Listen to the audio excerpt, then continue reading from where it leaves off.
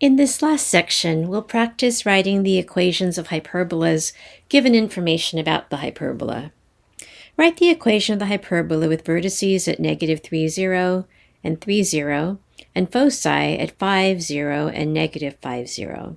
So the first thing I'm going to do is I'm going to draw a sketch of the information that I have in the problem so far. So let's put in some axes, and then we'll sketch the information given in the problem. So we have vertices at 3, 0 and -3, 0. So 3, 0 and -3, 0. So these are the vertices. So the hyperbola is oriented this way. And foci at 5, 0 and -5, 0. So these are the foci that the hyperbola wraps around. Okay. So the first thing we can see from this picture is that the center of our hyperbola is at 0, 0.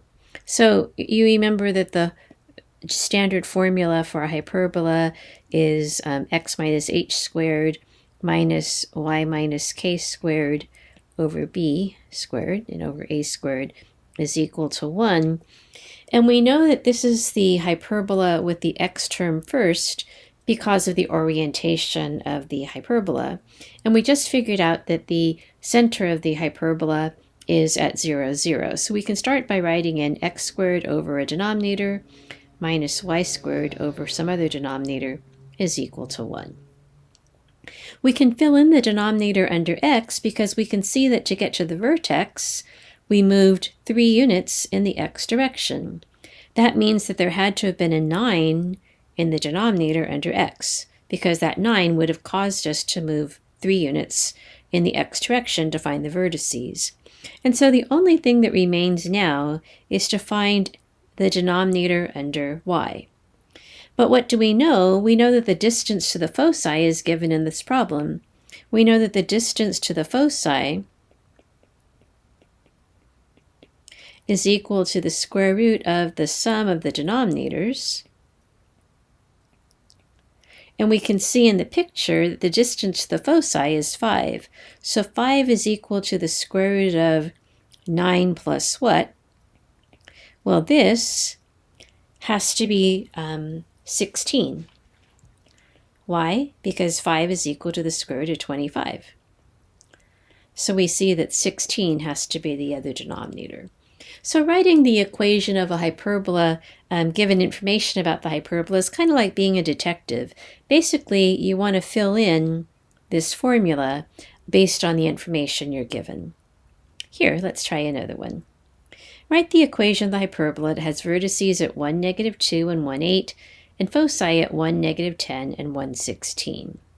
We're going to have to sketch this one because I didn't include a piece of graph paper, but let's just draw a quick sketch. Also, the numbers are kind of large, so we might not have been able to fit it on the sheet of graph paper that we usually use. All right, so we have vertices at 1, -2, and 1, 8.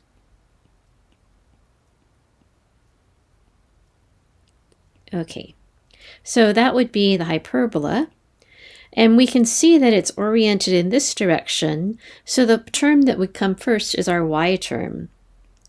So we'll be filling in y minus k squared over b squared minus x minus h squared over k squared is equal to 1. Now we can see that this hyperbola does not have a center at the origin, and so we have to find out what the center is between these two vertices. So you might want to get out a sheet of graph paper and do that, or you can try to do it from the sketch. If you're not comfortable doing it from the sketch, then just use a sheet of graph paper where you can see the grid marks better. But these 2 points, these 2 vertices are 10 units apart, and so halfway is going to be 5. So 1, 2, 3, 4, 5. This would be the halfway point, and the coordinate there would be 1, 3. And you check that out, that from 1, 3 to 1, 8, this would be 5 units.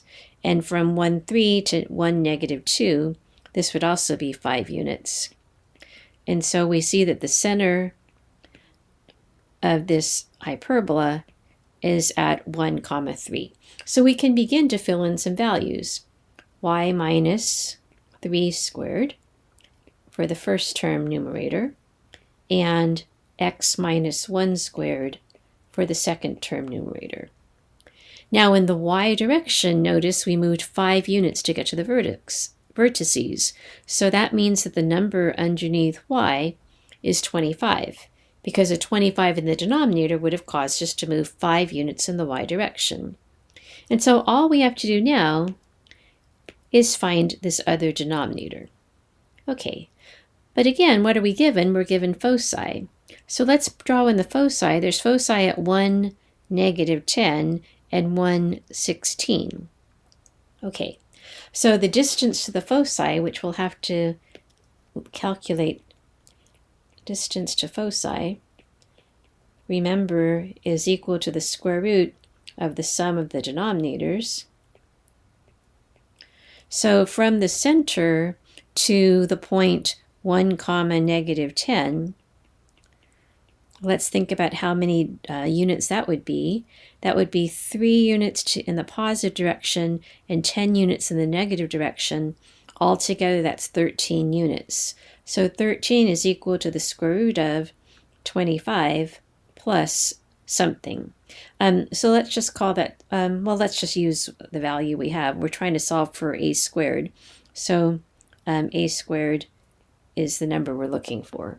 Okay, so if we square both sides, 169 is equal to 25 plus a squared.